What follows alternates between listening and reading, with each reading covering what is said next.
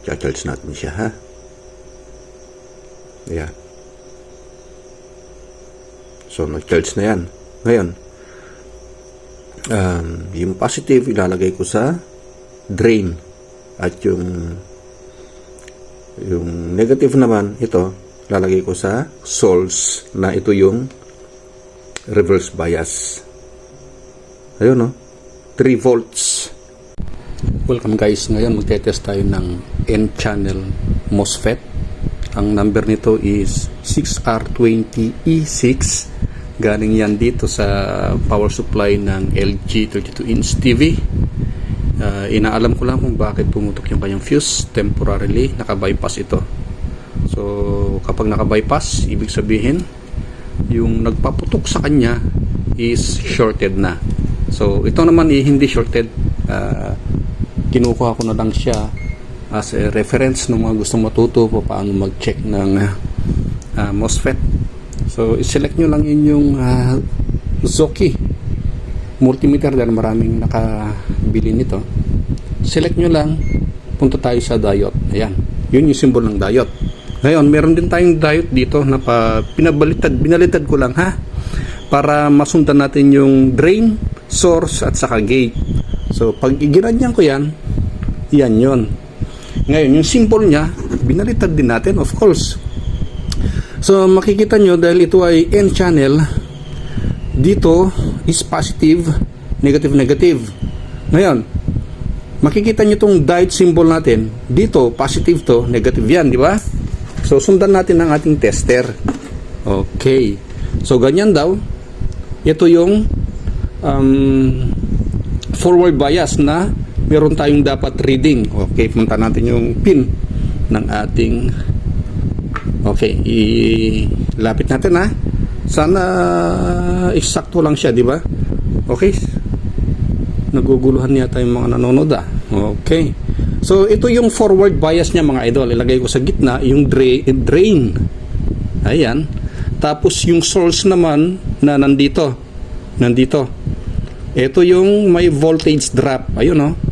0.5 yung voltage drop niya. Ngayon, pag binalitad natin, wala dapat. So, yun yung diode checking ng MOSFET. Ayan. Binalitad ko, wala siya. So, good na ba yan? Okay, let's go to i-charge natin siya, guys, ha. Para mag-charge, ilagay natin yung positive dito sa gate. Yan. And then, yung negative ng tester natin, ilagay natin dito sa source. Ayan, nag-charge na yan.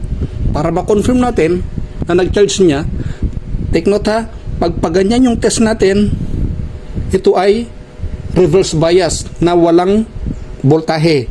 Dahil i-charge natin, kung good yung MOSFET natin, dapat meron siyang voltahe. Tingnan nyo, ha. Drain na saka source. Drain saka source. Okay guys, para i-charge natin to, gate at saka drain. So, positive, negative. I-charge natin siya, ha.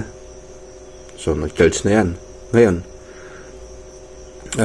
yung positive ilalagay ko sa drain. At yung negative naman, ito, ilalagay ko sa source na ito yung reverse bias na walang voltahe dapat. Pero dahil i-charge natin, magkakaboltahe yan. Tignan nyo yung reading, ha. Ayun. So, meron tayong na-read na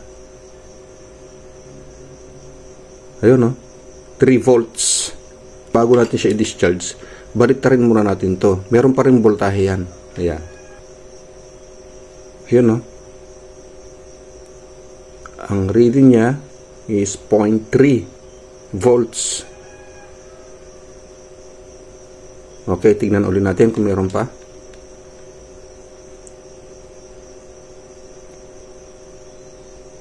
Ayun. 3 volts. Pag-shortin naman natin yung gate at saka drain para ma-reset siya.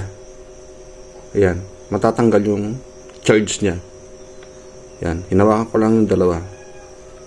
na drain na yan. So, tignan natin kung may volts pa rin siya. Ayun, wala na siyang volts. Okay? So, ganun lang ang mag-charge saka mag-discharge ng MOSFET. Thanks for watching everyone. Until next time, mabuhay!